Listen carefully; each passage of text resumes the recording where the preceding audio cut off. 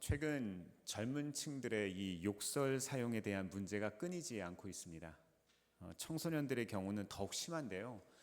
여성가족부의 보고서에 따르면 청소년들의 한 73.4%가 매일 욕설을 하는 걸로 집계가 되었습니다. 애들이 욕을 많이 하는 거죠. 웃지 못할 통계가 있는데요. 고등학교 1학년 아이들을 대상으로 통계를 냈는데 학교에서 4시간 동안 몇 번이나 욕을 하는지를 이렇게 다 측정을 해봤답니다. 그랬더니 몇 번이나 욕을 했겠습니까? 한 몇 번 정도 될 것 같으세요? 385번이라고 이야기를 합니다. 네, 그러니까 욕이 입에 붙어 있는 거죠. 이 정도로 이 청소년들 사이에서 욕이 아주 일반화되어 있습니다. 이 국립국어원과 이 KBS가 욕설 실태에 대해서 공동 조사한 결과를 조금 더 살펴보면 이렇습니다. 먼저 욕설을 하게 되는 이유가 있는데요. 아이들이 이 답변에서 상대방에게 화가 나기 때문, 애들의 이 분노가 많은 겁니다. 마음 가운데. 이게 19.6%라고 이야기합니다. 이어서 친근감을 나타내기 위해서가 15.1%. 네, 친구들에게 이제 욕을 하는 이유가 친근감을 나타내는 거래요. 또 이제는 습관이 됐다. 이게 14.1%라고 이야기를 합니다. 이거는 욕설이 이미 호칭이 되고 부사가 되고 감정 표현의 수단까지 되는 좀 굉장히 당황스러운 그런 상황을 나타내는 것이죠. 이 청소년들 중에서는요, 욕을 하지 않으면 동질성을 느끼지 않아서 내가 너희들 집단에 함께하는 사람이 될 수 없어서 왕따를 당할까 봐 걱정돼서 욕을 한다는 그런 아이들도 있습니다. 이 욕설 사용에 대한 아주 심각한 후유증들이죠. 오늘은요, 이 욕설과도 같이 아주 일상 속에서 우리가 쉽게, 또 일상 속에서 쉽게 마주할 수 있는 그런 주제들에 대해서 말씀을 좀 나눠보고자 합니다. 오늘 본문인 이 마태복음 5장 21절에서 또 다음 주까지 우리가 말씀을 계속해서 할 텐데요. 48절까지는요. 6가지 주제에 대한 가르침이 등장합니다. 그래서 6가지니까 오늘은 잘라서 딱 3가지만 하는 거죠. 살인과 분노, 또 간음과 음욕, 이혼, 맹세, 보복, 이웃사랑이라고 하는 방대한 것 같지만 어떻게 보면 우리의 삶에 아주 밀접한 그런 실제적인 그런 주제들이 오늘 예수님께서 우리에게 소개를 하고 계십니다. 이 성전이나 회당에서만, 우리가 예배당에서만 전해지는 그런 말씀이 아니라 오늘 말씀의 의미는요, 우리의 삶에 실제적으로 연결되는 것이 매우 중요하다라는 예수님의 가르침이 숨어 있다는 것이죠. 그럼 오늘 첫 번째 주제인 이 살인과 분노에 대해서 좀 알아보겠습니다. 예수님은요, 10계명 중에 6계명인 이 살인하지 말라라는 그 계명부터 다루고 계십니다. 이 전통적으로 살인하지 말라는 이 계명은요, 그냥 계명만이 아니죠. 성경의 계명이 아니라 어떤 사회나 어떤 사람에게나 통용될 수 있는, 우리들 인간이라면 누구나 지킬 수 있는 그런 언어입니다. 그렇죠? 생명의 주인 되신 하나님께서 주신 이 생명을 파괴하는 것은 아주 큰 죄라고 할 수 있습니다. 누군가 살인을 했다면 심판은 마땅하다는 것이 우리들 보통 사람들의 생각입니다. 여기 생명을 파괴하지 말라라고 이야기하는 금지 명령 속에는요, 사실 어떤 의미가 숨어 있는가 하면은요, 생명을 존중하라는 거예요. 생명을 귀하게 여기라는 겁니다. 이런 적극적인 행동 명령이 포함되어 있는 거예요. 하지만 예수님이 새삼 이 계명을 왜 다시 말씀을 하실까요? 왜 다시 말씀하실까? 이거는요, 이스라엘 백성들이 문자적인 의미를 넘어서지 못하고 그들의 삶이 예배가 되지 못하는 삶을 살았다는 거예요. 하나님께 선택받은 선민으로서 살아긴 했지만 이 사람들이 오늘날 우리들을 대입시켜 보면 교인으로 살기는 살았지만 우리들의 진짜 삶과는 거리가 있는 삶을 살았다는 것이죠. 기계적인 순종이라는 겁니다. 하나님께 선택받은 백성으로서 내 인격과 내 존엄성은 중요한데 너의 인격과 존엄성은 중요한 게 아닌 거예요. 타인의 인격과 존엄은 아랑곳하지 않는 삶을 이들이 살았습니다. 이에 예수님은요, 나는 너희에게 이르노니라는 말씀으로 오늘 본문을 시작하십니다. 새로운 법을 말씀하고 계시는 거예요. 22절 말씀 같이 한번 읽어볼까요? 시작. 그러나 나는 너희에게 말한다. 자기 형제나 자매에게 성내는 사람은 누구나 심판을 받는다. 자기 형제나 자매에게 얼간이라고 말하는 사람은 누구나 공의회에 불려갈 것이요. 또 바보라고 말하는 사람은 지옥 불 속에 던져질 것이다. 아멘. 우리가 여기서 자유로울 수 있습니까? 지난 한 주 살아가시면서 이렇게 비슷하게 욕하신 분들 혹시 계십니까? 자녀들에게 혹시 이야기하셨어요? 친구들에게 혹시 이야기했습니까? 그러면 우리는 어디 가는 겁니까? 지옥불에 떨어진답니다. 사실 이 라가나 미련한 놈은요, 일상에서 평범하게 사용되는 말입니다. 그렇게 심한 욕이 아니에요. 이 라가는요, 바보, 멍청이, 또 골리 빈 놈, 그러니까 머리가 빈 사람 뭐 이런 걸 뜻하는 말입니다. 이 아람어 레카의 음역인데요, 미련한 놈은 모레인데 이 같은 뜻의 헬라식 욕입니다. 그러니까 두 개가 같은 말이에요. 예수님은요, 당시 유대인들이 대표적으로 사용되고 있었던 평범한 그런 욕들을 통해서 이야기하고 계시는 거예요. 사소한 욕설까지도 살인과 동등한 죄로 여기신다는 겁니다. 우리들은요, 큰 죄가 있고 작은 죄가 있다고 생각하는 거예요. 용서받지 못할 죄가 있고 용서받을 수 있는 죄가 따로 있다고 우리 생각하잖아요. 그렇죠? 그렇지 않다는 겁니다. 살인하지 말라 속에는 뭐가 숨어 있다고요? 생명을 존중하라는 말이 숨어 있다고요. 하나님 나라는요, 하나님의 성품을 닮은 하나님의 백성들의 나라입니다. 하나님과 화목한 사람이라면 마땅히 형제와 자매들 사이에도 화목이 있어야죠. 하나님과 화목한데 우리가 형제들 사이에서, 자매들 사이에서 화목하지 않는다면 이것이 그리스도인이겠습니까? 아니라는 겁니다. 물리적인 살인을 하지 않았다고 율법을 다 지킨 것이 아니라는 거예요. 여기에 예수님께서는요, 한 가지를 더 이야기를 하고 계십니다.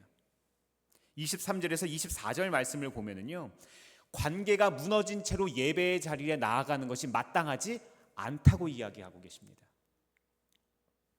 하나님께 예배하는 것만큼 다른 지체들과의 삶의 예배가 중요하다는 거예요.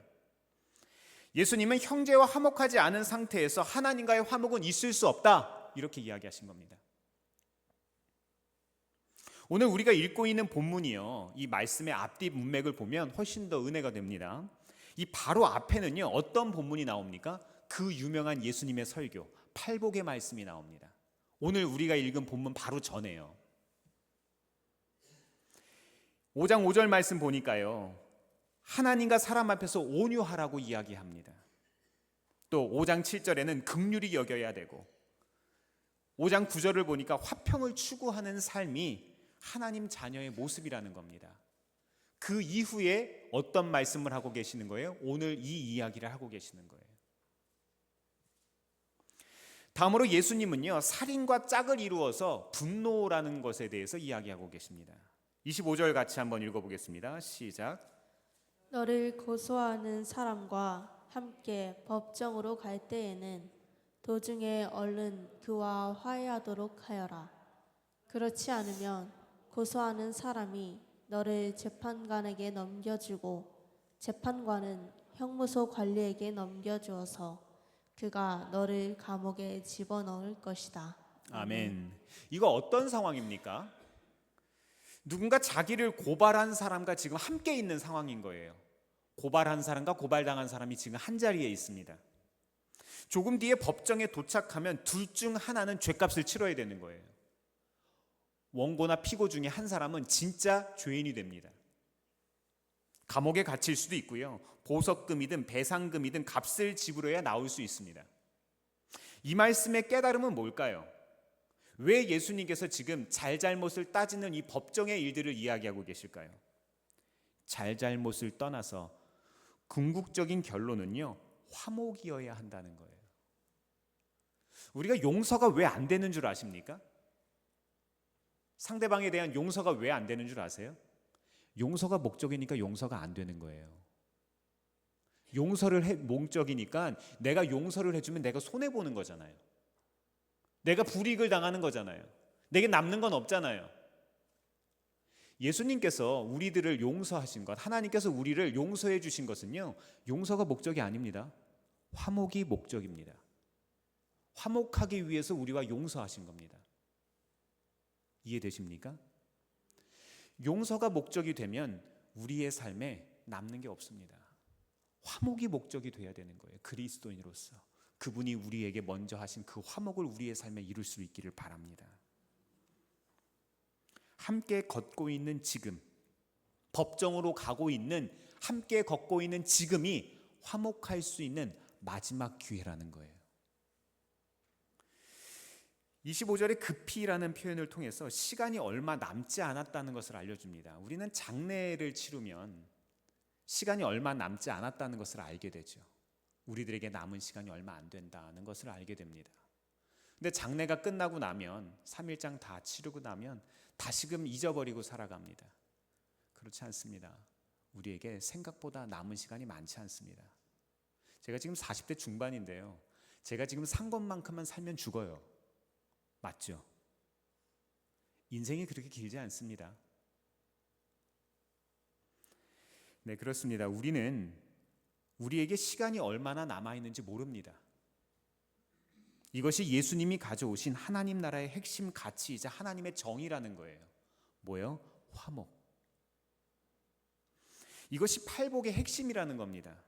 마태복음 5장 20절 말씀에서 바리새인보다 더 나은 의로운 삶을 우리에게 말씀하시고 계시다는 걸 우리는 기억해야 합니다. 바리새인보다 더 나은 삶, 더 나은 의. 자, 그렇다면 오늘 우리에게 살인하지 말라는 계명은 어떻게 적용될까요? 네, 그렇습니다. 우리는요, 옛 언약이 아니라 새 언약 안에서 살아가는 존재들이죠. 율법이 아니라 생명과 사랑의 법 안에서 우리는 새롭게 된 존재들입니다. 사랑의 사도라고 불렸던 이 요한, 예수님의 제자 이 요한은요, 요한일서 3장 15절에서 이렇게 교훈합니다. 말씀을 좀 볼까요? 자기 형제자매를 미워하는 사람은 누구나 살인하는 자입니다. 살인하는 사람은 누구나 그 속에 영원한 생명이 머물러 있지 않다는 것을 여러분은 압니다. 형제를 미워하는 자마다 하나님의 생명이 그 안에 있다 없다? 없다는 겁니다. 사랑하는 성도 여러분, 영원한 생명 가운데 거할 수 있기를 바랍니다. 나와 너, 우리 모든 사람들에게요, 하나님의 숨이 불어넣어져 있다는 것을 우리는 신뢰해야 합니다. 이걸 믿는 사람만이 하나님의 숨결이 불어져 있는 모든 생명을 존중히 여길 수 있는 거예요. 이 정의가 회복돼야만 하나님 나라의 공동체가 바로 설 수 있습니다. 새 언약 안에서 더 나은 의를 추구할 수 있기를 바랍니다.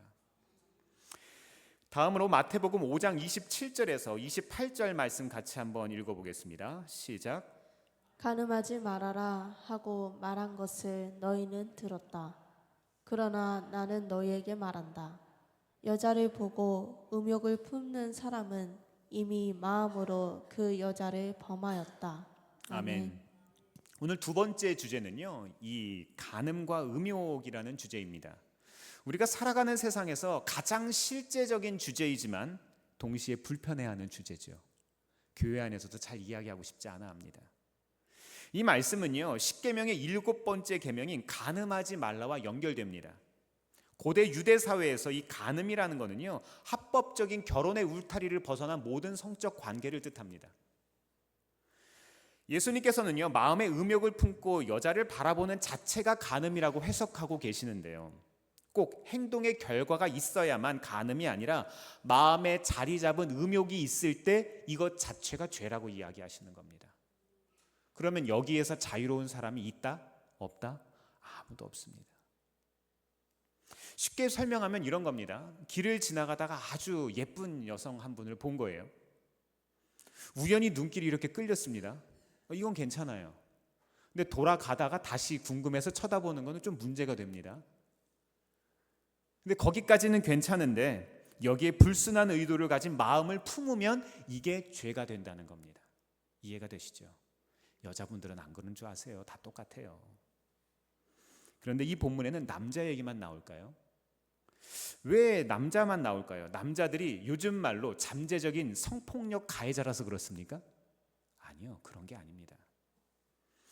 고대 사회에서 기득권은요, 남성들의 전유물이었습니다. 예수님 당시의 여자와 아이들은요, 사람 숫자에 들어가지도 않았어요. 아직도 이 아랍의 무슬림들 보면은요, 무슬림 국가에서는 여자들이 남자와 함께 외출하지 않으면 바깥 출입을 할 수 없는 경우들이 아직도 많이 있습니다. 여기에 숨은 뜻 하나가 더 있는 거예요. 이스라엘 공동체는요, 남성의 공간과 여성의 공간이 철저하게 나누어져 있는 이 사회입니다. 게다가 여성들의 의복을 보면 어떻습니까? 이 우리 아랍 국가들 보면은요, 어떻습니까? 꽁꽁 싸매고 있잖아요. 이스라엘도 마찬가지였어요. 다 두르고 다니는 거예요. 머리에도 두르고 다니고 옷도 길게 두르고 다닙니다. 근데 뭘 보고 음욕을 품어요? 뭐 보이는 게 있어야 음욕을 품을 거 아닙니까? 그렇지 않아요? 이런 생각 안 해보셨어요? 저만 이런 생각합니까? 본문을 보면서 우리가 좀 입체적으로 좀 생각해 보면, 영적 상상력을 동원해 보면 이런 상식적인 어떤 의문점들을 가지게 됩니다. 눈에 보이는 뭔가가 있어야 음욕을 품을 거 아니에요. 눈에 보이지를 않는데.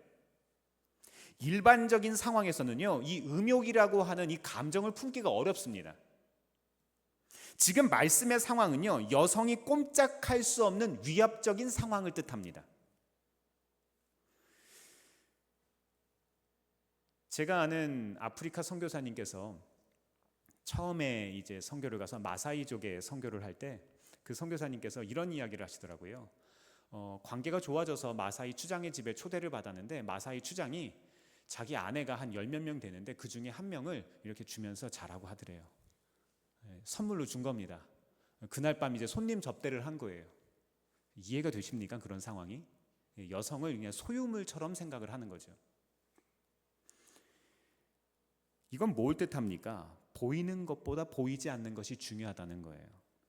내가 가진 힘으로 다른 이에게 굴복시킬 수 있을 때, 내가 가진 힘으로 다른 이를 굴복시킬 수 있을 때 하지 않는 것이 더 중요하다는 거예요. 할 수 있다고 해서는 안 된다는 거예요. 그런 상황이 되었다고 해서 그런 마음을 품는 것이 옳지 않다는 것을 이야기합니다. 이해가 되십니까? 무슨 상황을 이야기하는지. 내게 주어진 힘을 당연한 것으로 여기지 않는 태도, 그거 말입니다. 예수님께서 가르치고 계신 하나님 나라의 정의의 지평이 이렇게 크고도 어렵습니다. 하나님 나라의 정의는요, 보이는 삶의 질서를 부여하는 이 율법의 범위를 넘어서는 계명입니다. 이어지는 두 구절은 상당히 충격적이고 급진적인데요. 29절에서 30절 말씀 한번 읽어보겠습니다. 시작. 내 오른 눈이 너로 하여금 죄를 짓게 하거든 빼서 내버려라. 신체의 한 부분을 잃는 것이 온몸이 지옥에 던져지는 것보다 더 낫다.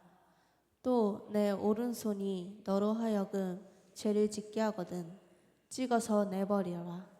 신체의 한 부분을 잃는 것이 온몸이 지옥에 던져지는 것보다 더 낫다. 아멘. 하나님 나라의 자녀들은요, 어울리지 않는 삶의 방식을 과감하게 잘라버릴 수 있어야 한다는 것을 이야기합니다. 한번 생각해 보세요. 예수님은요, 사람의 이 마음을요, 뭐에 비유하셨는가 아시죠? 밭에 비유하셨죠. 아무런 실체도 없던 죄가 눈을 통해서 들어와서 마음의 밭에 씨앗을 내리게 됩니다. 심겨진 씨앗은요, 점점 자랍니다. 곧 손을 통해서 안에서 밖으로 나가서 구체적인 결과를 만들어냅니다. 눈을 통해서 들어온 죄가 손을 통해서 열매 맺게 되는 거예요. 하나님의 형상을 따라서 지음받은 사람이라는, 인간이라는 존재는요, 창조적인 능력이 있어요. 그래서 그렇게 할 수밖에 없는 겁니다. 그리고 이 간음과 음욕이라는 주제는요, 생명의 잉태와도 관계가 있다고 성경은 말합니다. 제가 이 두 번째 주제를 시작하면서 이 고대 유대 사회에서 간음이란 이 결혼 관계를 벗어난 모든 성적 관계를 뜻한다고 말씀을 드렸습니다. 그래서 예수님은요, 이 주제를 두 번째로 우리에게 소개하고 계시는 거예요. 생명을 잉태하는 올바른 관계란 하나님께서 주신 결혼 공동체 안에서 이루어져야만 한다는 겁니다. 결혼 공동체 안에서 이루어지지 않은 성적 관계란 하나님이 기뻐하지 않는다는 겁니다. 건강한 가정 공동체가 세워지지 않으면 영적 울타리가 무너집니다. 사랑하는 성도 여러분, 우리의 일상 가운데서 영적 분별을 할 수 있기를 바랍니다. 성경은 좌로나 우로나 치우치지 말라고 이야기합니다. 우리가 살아가는 세상은요, 시시각각 입체적으로 우리들을 죄로 유혹합니다. 율법이라는 옛 언약 안에서 문자적으로 말씀을 지키다 보면 실패할 수밖에 없어요. 그냥 지키려고 노력하는 것이 아니라 주님을 사랑하기 때문에 그분이 좋아하는 것을 우리도 좋아하게 됩니다. 그분이 싫어하는 것을 우리도 싫어하는 거예요. 우리의 속사람까지 거룩하게 하시는 하나님 나라의 신앙 윤리, 하나님 나라의 정의로 우리를 세워갈 수 있기를 바랍니다. 이 마태복음 5장 31절부터 32절 같이 한번 읽어보겠습니다. 시작. 누구든지 아내를 버리려는 사람은 그에게 이혼 증서를 써주어라 하고 말하였다. 그러나 나는 너희에게 말한다. 음행을 한 경우를 제외하고 아내를 버리는 사람은 그 여자를 간음하게 하는 것이요, 또 버림받은 여자와 결혼하는 사람은 누구든지 간음하는 것이다. 아멘. 네, 세 번째 주제는요, 이혼입니다. 아주 민감한 주제죠. 두 번째 주제인 간음과 연결되기도 합니다. 이 두 주제에서 예수님은요, 재해석과 새로운 적용을 말씀하셨지만 지금 이 세 번째 이혼에 대해서는 조금 더 극적인 가르침을 제시하고 계십니다. 신명기 24장 1절과 3절 말씀을 보면은요, 율법은 이혼의 정당성을 위해서 남편이 아내에게 이혼 증서를 써줄 것을 명령합니다. 다만 조건은 아내에게서 수치되는 일을 발견했을 때라는 전제입니다. 그 수치되는 일이 무언지 이 유대교 안에서도, 이 유대교 전통 안에서도 설왕설래 말들이 많습니다. 해석에 대한 논쟁이 있는 거죠. 실제 문서에 남아있는 이혼 사례들을 보면은요, 당황스러운 그런 일들이 있습니다. 사례들이 굉장히 이상한 거예요. 기가 막힌 이혼 사유들이 있는데요, 이 힐렐 학파의 해석 중 하나는요, 저녁 밥상을 막친 게 이 이혼 사유입니다. 밥을 제대로 안 주면 이혼 사유가 된다는 거예요. 이게 말이 안 되죠. 예수님 당시의 사마이 학파에서는요, 음행이나 잘못된 성적 행위로 해석하기도 했는데, 또 다른 사유로는 못생긴 것도 이유였습니다. 이게 진짜 이혼 사유라면 우리 모두 다 조심해야 됩니다. 아내 얼굴이 못생긴 것 때문에 남편이 다른 여자에 대한 음욕을 품는다는 거예요. 이게 말이 됩니까? 이런 말도 안 되는 이유가 이혼의 정당한 사유들이 되기도 했습니다. 바리새인들은 이 주제로 예수님을 시험하기도 하는데요. 마태복음 19장 6절에서 8절 말씀입니다. 같이 읽어보겠습니다. 시작. 그러므로 그들은 이제 둘이 아니라 한 몸이다. 하나님이 짝지어 주신 것을 사람이 갈라놓아서는 안 된다. 그들이 예수께 말하였다. 그러면 어찌하여 모세는 이혼 증서를 써주고 아내를 버리라고 명령하였습니까? 예수께서 대답하셨다. 모세는 너희의 마음이 완악하기 때문에 아내를 버리는 것을 허락하여 준 것이지 본래부터 그랬던 것은 아니다. 아멘. 이 말씀 어떤 의미입니까? 이 법이 주어질 수밖에 없었던 시대적인 조건이 있었다는 거예요. 이유가 있었다는 겁니다. 이것을 가리켜 예수님은요, 이스라엘의 완악함이라고 이야기하십니다. 오늘 본문에서는 음행한 연고라는 명확한 울타리를 예수님께서 제시하고 계시는 거예요. 아내의 음행 사실이 밝혀지면 합법적으로 이혼 증서를 써주고 이혼할 수 있었습니다. 이거는요, 이혼을 조장하는 것이 아니라 이혼할 수밖에 없는 약자인 여성들을 보호하기 위한 장치였다는 거예요. 하지만 이 제도는 음행이라는 이유로 이 다양한 이유들을 포함시키기 시작했습니다. 그리고 부당하게 아내를 버리는 일로 확대된 겁니다. 이혼의 이유가 무엇이든 연약한 이 여성은 벼랑 끝으로 내몰리게 되었습니다. 이 고대 사회에서 벼랑 끝으로 내몰린 여성이 할 수 있는 일은 뭐밖에 없었습니까? 매춘밖에는 없었습니다. 이 문제에 대해서 예수님은요, 급진적인 대답을 내놓고 계시는 거예요. 마태복음 19장 9절 말씀 제가 읽어드리겠습니다. 내가 너희에게 말한다. 음행한 까닭이 아닌데도 아내를 버리고 다른 여자에게 장가드는 사람은 누구나 간음하는 것이다. 이 욕망 때문에 자신과 타인의 삶을 망가뜨리는 것이 새 언약의 하나님의 나라가 아닐 겁니다. 예수님은요, 율법을 폐지하신 게 아니라 율법을 완성하셨죠. 오히려 율법을 통해서 우리의 삶의 민낯을 다 드러내시고 결혼의 거룩함을 우리에게 가르쳐 주신 겁니다. 아내를 이렇게 사랑해야 한다. 남편을 이렇게 사랑해야 한다는 것을 우리에게 새롭게 알려주신 거예요. 이 말씀은요, 이혼을 해야 되냐 말아야 되냐의 주제가 아니에요. 하나님께서 세우신 건강한 가정을 통해서 하나님의 나라와 그분의 정의가 세워져 간다는 것을 우리에게 알려주시는 겁니다. 혹시라도 위기 가운데 있는 가정이 있습니까? 그렇다면 하나님께서 우리 가정을 처음 세워주셨을 때를 한번 생각해 보세요. 가슴 설레이게 만들었던 그 순간, 첫 아이를 가슴에 안았을 때 얼마나 기뻤었는지, 그 아이가 걸었을 때 얼마나 행복했었는지 한번 생각해 보세요. 각 사람에게 하나님이 만드신 창조의 의도가 있다면 우리 가정을 세우신 하나님의 의도가 있다는 것을 신뢰하시기 바랍니다. 살다 보면은요, 집 마당에 있는 울타리가 망가질 수 있어요. 믿음의 울타리가 망가지면 외부로부터 여러 가지 공격이 있을 수 있습니다. 하지만 망가졌다는 것은요, 다시 고칠 수 있다는 것을 의미하지 않습니까? 사랑하는 성도 여러분, 여호와 라파의 하나님께서 우리의 각 가정을 치유하실 수 있기를 바랍니다. 마지막으로 미가서 6장 8절 말씀 같이 한번 읽어볼게요. 시작. 너 사람아, 무엇이 착한 일인지를 주님께서 이미 말씀하셨다. 주님께서 너에게 요구하시는 것이 무엇인지도 이미 말씀하셨다. 오로지 공의를 실천하며 인자를 사랑하며 겸손히 내 하나님과 함께 행하는 것이 아니냐. 아멘. 이 본문은요, 하나님께서 그분의 자녀들에게 어떤 삶을 기대하시는지를 정확하게 보여주는 본문입니다. 겸손하게 하나님과 행한다는 것은요, 주님과 친밀하게 교제하고 그분이 원하고 좋아하시는 일에 우리의 마음을 쏟는 거예요. 그렇다면 하나님께서 원하시고 좋아하시는 일은 뭘까요? 미가서 6장 8절 말씀 다시 한번 보면은요, 공의를 실천하는 것이다 라고 정확하게 이야기하고 있습니다. 오늘 본문 이 바로 이전인 마태복음 5장 초반에 팔복의 말씀이 나온다고 이야기했죠. 이 팔복의 말씀은요, 어떻게 보면 이론편입니다.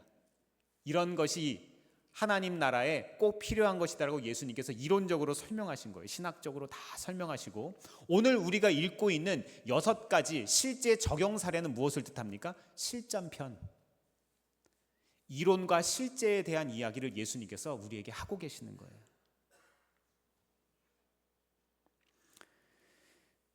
미가서 6장 8절에 정의를 행하며 인자를 사랑하라고 또 이야기를 하는데요, 언뜻 보기에는 별개로 보이지만 사실 그렇지 않습니다. 인자라는 말은 히브리어로 헤세드인데 하나님의 차별 없는 은혜를 뜻합니다. 그리고 공의에 해당하는 히브리어는 미시파트라고 하는 말인데요, 이것은 행위를 강조하고 헤세드는 숨겨진 마음이나 동기에 초점을 맞춥니다. 따라서 하나님과 동행하자면 반드시 인자한 이 사랑을 가슴에 품고 정의를 실천할 수 있어야 된다는 것을 이야기하는 겁니다. 이 미시파트라고 하는 말은요, 히브리어로 이 구약 성경에 200번 이상 등장합니다. 굉장히 중요한 단어라는 거죠. 기본적으로 이 단어에는요, 인간을 공평하게 대한다는 말이 숨어 있어요. 생명을 존중히 여긴다는 그 첫 번째 가르침과 연결되는 겁니다. 레위기 24장 24절은요, 22절이네요. 이스라엘 백성에게 거류민에게든지 본토에든지 그 법을 동일하게 해야 한다. 이 동일하다는 말은 미시파트 하라는 이야기예요. 인종이나 사회적인 지위와 상관없이 옳고 그름에 따라 판결해야 한다는 이야기입니다. 판결을 굽게 한다는 성경의 표현이 있죠. 판결을 굽게 하지 않고 판결을 옳게 곧게 해야 된다는 거죠. 누구든 똑같은 잘못을 저질렀으면 동일한 형벌을 받아야 한다는 거죠. 근데 우리 사회 별로 그런 것 같지는 않습니다. 하지만 이 미시파트에는요, 징계의 차원을 넘어서 한 사람 한 사람에게 저마다 고유의 권리가 있다는 것을 먼저 이야기합니다. 아울러 신명기 18장에는요, 백성들의 수익 가운데 일부를 제사장들에게 이렇게 구별해서 주는 것들이 나오는데요, 이것은 떼어놓은 분깃을 권리라는 취지에서 제사장의 미시파트라고 이야기합니다. 잠언 31장 9절에 입을 열어 공의로 재판하여 곤고한 자라 궁핍한 자를 신원할지라라는 말씀이 나오는데, 여기에도 이 미시파트라는 말을 알 수가 있는데, 징벌이든 보호든 보살핌이든 마땅히 돌아가야 할 몫을 그 사람에게 주어야 한다는 것을 이야기하는 겁니다. 구약 성경에서 이 말이 쓰일 때마다, 이 미시파트라는 말이 쓰일 때마다 등장하는 네 종류의 사람들이 있습니다. 이 누군가 하면은요, 이른바 4대 취약계층입니다. 이 고대 사회에도 취약계층이 있었습니다. 과부와 고아와 나그네, 그리고 가난한 이들. 이 사람들이 항상 등장합니다. 이 사람들을 보살피라는 의미로 미시파트라는 말이 사용됩니다. 현대 사회에는 누가 미시파트이겠습니까? 난민들이 있을 수도 있고요. 이주 노동자, 노숙인, 배우자 없이 혼자 자녀를 키우는 한부모 가정, 노년층도 이 취약계층에 포함될 수 있겠습니다. 예수님의 말씀에 따르면 도움이 필요한 사람을 어떻게 대우하냐는 이 사회의 정의를 평가하는 척도가 됩니다. 도움이 필요한 이들을 외면하는 것은 하나님의 정의, 곧 미시파트를 저버리는 일이 돼버리는 거라는 겁니다. 오늘날 내 주위의 이웃은 누구입니까? 내 주위에 미시파트를 행할 사람들은 누구입니까? 사랑하는 성도 여러분, 우리 한 사람 한 사람은요, 하나님 나라의 하나님의 교회입니다. 교회로 세워진 우리들이 모여서 가정을 이루고요, 그 가정이 이루어서 우리의 공동체를 이루고, 우리의 공동체가 모여서 우리의 나라 민족이 됩니다. 그리고 그 가정이요, 영적 전선의 가장 최전선에 있습니다. 가장 앞에 있어요. 가정에서, 일터에서, 학교에서 우리에게 저마다 맡겨주신 사명이라는 것이 있습니다. 크던 작던 그것이 중요한 것이 아니라 맡겨주신 분이 중요합니다. 하나님 나라의 정의가 세워질 때 이번 한 주 우리는 하나님 나라의 백성으로서 당연히 살아갈 수 있습니다. 이번 한 주 살아가시면서 하나님 나라의 방식, 하나님 나라의 정의로 믿음의 울타리를 든든히 칠 수 있기를 주의 이름으로 축원합니다. 기도하겠습니다.